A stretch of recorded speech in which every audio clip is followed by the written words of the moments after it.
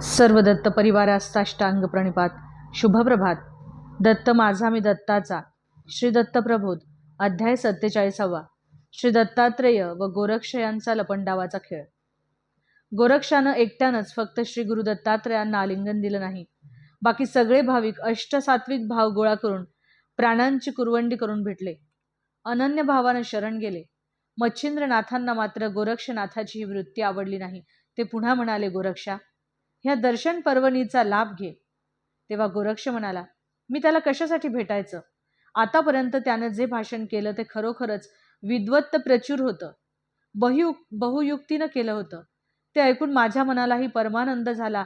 पण बोलण्याच्या अनुभवाप्रमाणे त्याच्या वागण्यातील कृतीतील सामर्थ्याचा अनुभव मला आला नाही. तो त्याच्या कृतीशील सामर्थ्याचा अनुभव तुम्हा सगळ्यांनाही दिसावा अशी माझी अपेक्षा आहे. तो अनुभव मला घ्यायचा आहे. गोरक्षाचं हे बोलणं ऐकून अवधूत म्हणाले, गोरक्षा, तुला कसली परीक्षा घ्यायची आहे? कोणता योग पडताळून पाहायचा आहे? अगदी निसंकोचपणानं सांग. सर्वांसमक्ष तुझ्या मनातील कोडं मी पुरवतो. गोसाव्या, नीट लक्षात ठेव. सगळ्यांच्या समक्ष तू मला माझी इच्छा पूर्ण करण्याचं वचन देतो आहेस म्हणून सांगतो. एक खेळ खेळायची इच्छा माझ्या मनात उद्भवली आहे. तो खेळ आहे लपंडावाचा. जो कोणी दुसऱ्याच्या हातात पकडला जाईल तोच हारला आणि सापडणारा जिंकला. गोरक्षा, अजूनही तुला योग सामर्थ्याचे चमत्कार दाखवण्याची खुमखुमी आहे. ठीक आहे, आपण खेळ सुरू करू. सर्व लोक तो पाहतील. पाहूच दे त्यांना. योग्या, तुझी फजिती, तू नुसताच बोलण्यात चतुर होतास. बाकी तुझं सामर्थ्य तोकडे आहे हे साऱ्या सिद्धजनांच्या लक्षात यायला वेळ लागणार नाही. तुझ्या हातात मी कधीच सापडणार नाही. मग तुला या गोरक्षाची माफी मागावीच लागेल. समरांगणात त्रिशूळाचे वार चुकवलेस म्हणजे काही फार मोठा पराक्रम केला नाहीस. पण या पराक्रमानंच मस्तवाल होऊन तू मला डिवचतो आहेस, चेतावण्या देतो आहेस. पण लक्षात ठेव, गोरक्षाचं सामर्थ्य संपलं नाही. तुला नामोहरम केल्याशिवाय माझ्या जीवाला चैन पडणार नाही. गोरक्षाचं हे बोलणं ऐकून मच्छिंद्रनाथ म्हणाले, गोरक्षा, हे तू काय मांडलं आहेस? काय अनर्थ होईल याची तुला कल्पना तरी आहे का? कशासाठी तू दत्तात्रेयांच्या सामर्थ्याशी झुंज घेतो आहेस? एखाद्या माशीनं मेरू पर्वताला गिळायची वल्गना करावी तसा हा तुझा प्रयत्न आहे. मूर्खपणा सोडून दे. मच्छिंद्रनाथा, गोरक्षनाथाचा हट्ट लहान मुलासारखा आहे. तो मी नाही पुरवायचा तर कोणी? त्याला जो खेळ खेळायचा असेल तो खेळू दे. त्याचं समाधान होऊ दे. तुम्ही कशाला रागवता त्याला? पिता कधी आपल्या अर्भकाला रागवतो का? तद्वतच मी त्याच्यावर रागावलो नाही. त्याच्या मनात येईल त्याप्रमाणे त्याला वागू दे. एवढं मच्छिंद्रनाथाचं आणि दत्तात्रेयांचं बोलणं होतं न होतं इतक्यात गोरक्ष अदृश्य झाला. सर्व उत्सुकतेने पाहू लागले. तो अद्भुत लपंडावाचा खेळ बघण्यासाठी स्वर्गस्थ मुनिजनांची, देवजनांची दाटी जमली. यक्ष, किन्नर, अप्सराही आल्या. सगळ्यांची उत्सुकता शिगेला पोहोचली. गोरक्षानं कुठलं रूप घेतलं असावं याबद्दल प्रत्येक जण नाना तर्कवितर्क लढवू लागले. इतक्यात श्री दत्तात्रेयांनी एका विचित्र विशालकाय पक्षाचं रूप धारण केलं. त्या पक्षाचा रंग काळा, पांढरा आणि हिरवा होता. त्या पक्षानं आकाशात उड्डाण करताच आकाश झाकोळून गेलं. दिशा अंधारल्यासारख्या झाल्या. उडत उडत तो पक्षी पश्चिम सागराच्या दिशेने निघाला. सागरावर 2 क्षण स्थिर होऊन त्यानं किरण साधला आणि झपकन झडप घालून त्या अफाट जलचरांमधून एक मासा चोचीत पकडला. तोच होता गोरक्षमीन. त्याला चोचीत धरून त्या प्रचंड पक्षानं सर्व योगीजनांपाशी आणलं आणि मूळ रूप प्रगट करायला लावलं. तो गोरक्षच होता. सर्व मुनिजन आश्चर्यचकित झाले. त्यांनी दत्तात्रेयांचा जय जयकार केला. आश्चर्यचकित झालेले मुनिवर बघून गोरक्ष चिडला नाही, पण उपेक्षेनं दत्तात्रेयाला म्हणाला, तू खरोखरच कुशल आहेस. विशालकाय पक्षाचं रूप घेऊन तू मला अथांग सागरातून बरोबर हेरलंस. पण म्हणून पुढच्या बाजीतही तूच जिंकशील असं थोडंच आहे. बघूच, पुढच्या खेळी पहिल्या इतक्या सोप्या नाही तेवढं लक्षात ठेव. पण आता पाळी गोसाव्या तुझी. तू लपायचं आणि मी तुला शोधायला यायचं. लप, मी तुला हुडकून काढीन. गोरक्षा, हे लपणं छपणं तुम्हालाच शोभतं. तो मार्ग आमचा नाही. हे योग आम्ही आचरत नाही. लपण्यात आणि लोपण्यातही पुष्कळ प्रकार असतात. चोर असतात ते भयानं लपतात. शुक नाही का 12 वर्ष भयानं गर्भात लपून बसला? दशरथ बायकांच्यात एक बाई बनून राहिला. साक्षात शिवशंकर न्युग्रोध झाला.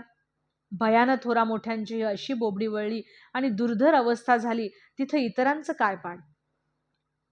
पण ज्याला लपावंसं वाटतं गोरक्षा, त्याला दुःख राशी भोगण्याशिवाय गत्यंतर राहत नाही.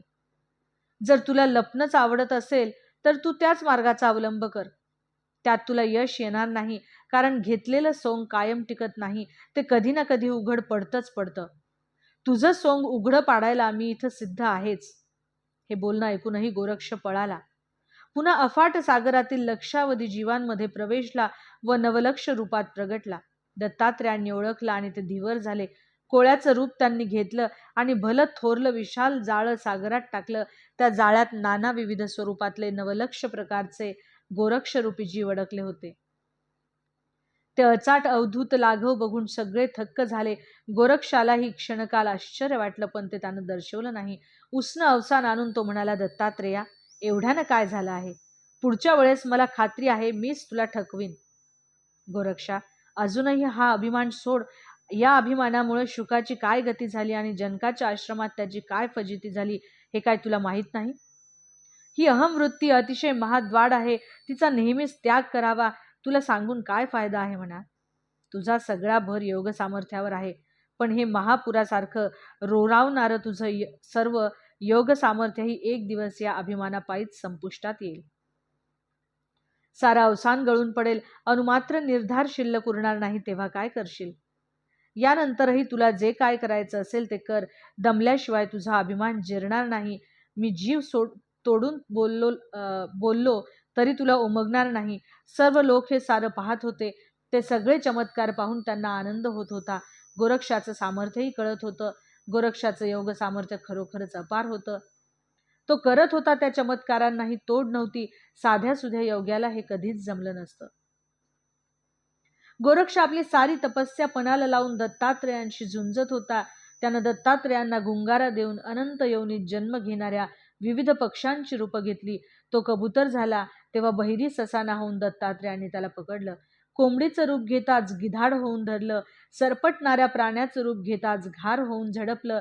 गोरक्षाला कुठल्याही वेशात ओळखून दत्तात्रेयांनी त्याला नामोहरम केलं, दमवलं, नमवलं. पण इतक्या सहजासहजी नमायला गोरक्ष तयार नव्हता. त्यानं भुजंग होऊन पाताळात आश्रय घेतला तेव्हा क्षणार्धात विहंगराज होऊन दत्तात्रेयांनी त्याच्यावर झडप घातली. गोरक्षाचं सर्वासमक्ष हस होत होतं, पण तो हार मानायला तयार नव्हता. उलट दत्तात्रेयांनाच तो म्हणाला, हे योग्या, आता तरी तुला समजलं असेल की मी कुठेही रमू शकतो, लपू शकतो. मला शोधून शोधून तू दमला असशील.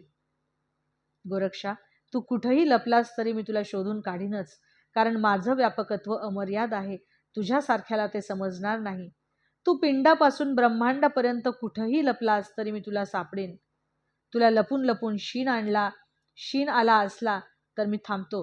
तुझा दम जिरेपर्यंत विश्रांती घे आणि मग पुन्हा लपायला सुरुवात कर. दत्तात्रेयांचं हे बोलणं संपायच्या आत गोरक्ष पुन्हा नाहीसा झाला आणि 30 लाखांच्या भव्य समुदायात गवा बनून राहिला. गव्यांचा तो प्रचंड समुदाय बघून बघणारेही थक्क झाले. पण त्रिगुणात्मक राण्यानं तिथूनही त्याला बरोबर हुडकलं. जिथं जिथं म्हणून गोरक्षानं लपण्यासाठी रूपं घेतली, पालटली, तिथं तिथं जाऊन कधी गोरक्षाचा शत्रू होऊन, कधी त्याच्या त्या रूपावर स्वार होऊन, कधी त्याला व्यसन घालून, तर कधी पाशानं पकडून दत्तात्रेयांनी जेरीला आणलं. गोरक्ष 21 स्वर्ग, 14 भुवन, सप्त पाताळ आणि सगळ्या येऊनी सगळे वर्ण हिंडला. तिथल्या अणुरेणूतून दत्तात्रेयांनी त्याला धरला आणि सर्व योगीजनांपुढे आणून उभा केला. मनातल्या मनात गोरक्षही वरमला होता, थकला होता. त्याच्याकडे बघून मच्छिंद्रनाथांनाही दया आली. त्यांनी त्याला समजावलं, गोरक्षा, अजून तरी सावध हो आणि अनन्य भावानं श्री दत्तगुरूंना शरण जा. आयुष्याचं सार्थक करून घे. अहंकाराचा त्याग कर. मीपणाची, अहमतेची पटलं पश्चातापानं दग्ध करून गुरुमाऊलींच्या अमृत स्पर्शानं पावन हो. मच्छिंद्रनाथ, जिथं जिथं मी गेलो त्या त्या ठिकाणी येऊन दत्तात्रेयांना मला शोधलं, पण अजून एक शर्त बाकी उरली. आता दत्तात्रेयानं लपावं, मी त्याला शोधीन. गोरक्षा, तू वेडा आहेस. अरे चराचरात अणु दत्त भरला आहे. तो कुठं लपणार आणि समजा लपला तर त्याला तू कुठे शोधणार? तुझ्या शक्ती पलीकडचं आहे हे सारं. डोळ्यावर आलेलं अहमतेचं पटल अजूनही फाडून टाक. मला शोधण्यात दत्तात्रेयानं यश मिळवलं खरं, पण मला खात्री आहे की मी ते मिळवलं म्हणजे काही तो श्रेष्ठ ठरला असं होत नाही. आता त्यानं लपावं, मीही त्याला क्षणात शोधून काढीन आणि माझा पराक्रम दाखवेन. गोरक्षाच्या मूर्खपणाला तोड नव्हती. साऱ्यांना हे कळत होतं. मच्छिंद्रनाथांनाही वाईट वाटलं, पण त्याला ठेच लागल्याशिवाय त्याचा अहंकार नष्ट होणार नाही हे पटल्यानं ते काहीच बोलले नाहीत. गोसाव्या, आता तू लप, मी तुला शोधतो. ठीक आहे, मी लपतो वत्सा, तू मला शोध. श्री दत्तात्रेय अंतर्धान पावले, गुप्त झाले. गोरक्ष त्यांना शोधायला योग मार्गाने निघाला. जारज, अंडज, उद्भिज, नानावर्ण, स्वेदज शोधून आला. चारी वर्ण, पशुपक्षी, मानव योनी हिंडला. कृमी, कीटक, आलिका, स्थावर, जंगम सर्व पालथ घातलं तरी योगीराना कुठं सापडेना. शोधून शोधून गोरक्ष शिनला, गलित गात्र झाला. एकही पाऊल त्याला पुढे टाकवेना, तोंडातून शब्द फुटेना. त्याचा अहंकार गळून पडला. अभिमान लोपून गेला. अत्यंत विनम्र होऊन तो सद्गुरूजवळ आला आणि त्यानं श्री सद्गुरु चरणांना दृढ मिठी घातली. मच्छिंद्रनाथांना विनवणी केली की गुरुमाऊली, हा दत्तात्रेय मला कुठेही सापडत नाही. शोधून शोधून माझा ऊर फुटायची पाळी आली, पण तो मिळाला नाही. तो मिळाल्याशिवाय मला चैन पडणार नाही, मनशांती मिळणार नाही. मी अस्वस्थ, बेचैन आहे. काय करू मी सांगा. माझं अंतःकरण तर उभं जळत आहे. गोरक्षा, तुझ्या हातानं तू ही अवस्था करून घेतलीस. दैवयोगानं तुला चिंतामणी मिळाला होता, तो तू अहंकाराच्या गोफणीत घालून भिरकावून दिलास. तुझ्या अंगणात आपणहून चालत आलेल्या कल्पवृक्षाला तू उकटून फेकून दिलंस. मग आता पश्चाताप करण्यात काय अर्थ आहे. तुला तुझ्या योगबळाचा विलक्षण मद चढला होता. त्या धुंदीत तू त्या योगी राण्याची निर्भत्सना केलीस. स्वतःच्याच तेजाला, कीर्तीला कलंक लावलास. जाणून बुजून स्वतःच्या पायावर धोंडा पाडून घेतलास. आता होणारे परिणाम तुझे तूच भोग, मी तुझा कुणी नाही. असं म्हणून मच्छिंद्रनाथांनी त्याला दूर लोटलं, झिडकारलं आणि तेही तिरस्कारानं त्याच्याकडे पाहू लागले. आपला गुरुही आपल्यावर चिडलेला पाहून गोरक्ष पार बावरला, कष्टी झाला. त्याला आपण केलेल्या अपराधाची खंत बोचू लागली. पश्चातापानं मन होरपळू लागलं. सारे योगीराजही त्याला दूषण देऊ लागले. तुझ्यामुळेच आमचा आनंद कंद हरपला, आम्हाला दुर्लभ झाला. आता केव्हा तो आमच्या दृष्टीस पडणार. त्याच्या दर्शनाविना जीव कसा तळमळतो आहे, प्राण कासावीस झाले आहेत. पण या कपाळ करंट्याला त्याची काहीही पर्वा नाही.